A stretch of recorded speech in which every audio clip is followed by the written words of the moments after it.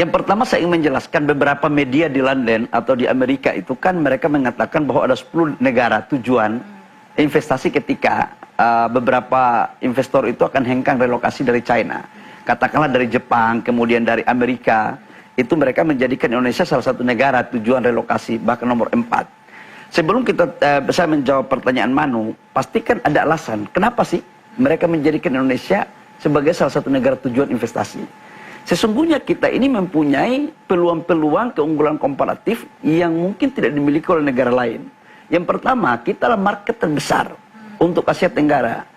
Yang kedua, kita mempunyai sumber daya alam yang tidak dimiliki oleh negara-negara di Asia Tenggara. Dan kita punya luas wilayah yang luar biasa besarnya. Nah, kalau kita mau menjadikan ini sebagai momentum kebangkitan pertumbuhan industri kita, ya harus kita agak sedikit bekerja sama lah gitu.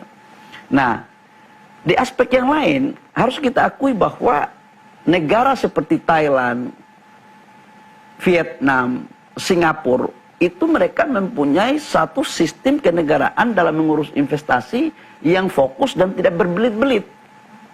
Katakanlah di Vietnam, tanah itu gratis.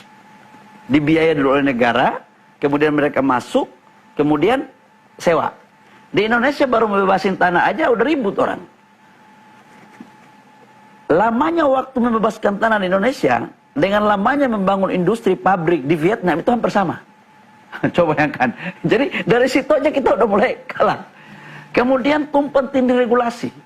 Apa yang harus dilakukan? Saya pikir bahwa momentum ini adalah momentum emas yang harus kita tanggap.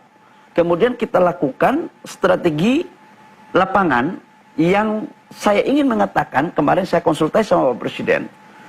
Investor yang hengkang ini sedikit. Yang datang ini meminta mereka untuk ke negara mereka ini banyak. Jadi ini hukum permintaan dan penawaran terjadi. Maka kemarin saya lapor sama Bapak Presiden kalau bisa untuk kita bagaimana menangkap para investor yang hengkang dari relokasi dari China, ini kita pakai fleksibel. Jadi problem yang paling pertama yang harus kita selesaikan di negara kita adalah lapangan pekerjaan. Dan lapangan pekerjaan ini hanya dengan investasi. Nah, karena itu saya pikir ini adalah sebuah tantangan besar. Dibutuhkan kekompakan antara pemerintah daerah, kabupaten, kota, provinsi, dan kementerian teknis untuk berkolaborasi. Nah, kalau ditanya apakah sudah ada yang masuk atau belum, dari Amerika itu sudah ada, terutama di sektor furniture ya. Furniture sudah ada, kemudian di Jepang itu sudah ada 2 atau 3. Tetapi ini masih tahap penjajakan sampai harus selesai. Ya, kalau yang dari Amerika itu yang furniture itu sudah sekitar 70-80%. Itu harus sekitar 4 atau 5 perusahaan. Dan relokasi tempatnya pun sudah kita siapkan di Jawa Tengah, di Brebes. Kenapa di Jawa Tengah?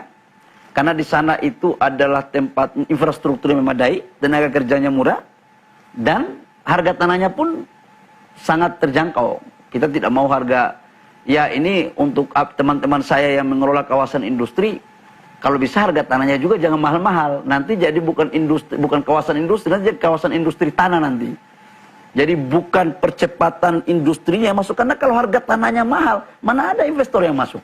Nanti lama-lama kita ini jual tanah dalam kawasan industri. Nah, saya pikir ini yang harus juga menjadi apa ya, perenungan kita sama-sama lah gitu. Dan saya pikir saya optimis ya, ke depan insya Allah akan lebih baik kok. Dan sekarang kita adu cepat dan adu strategi dalam menangkap peluang ini.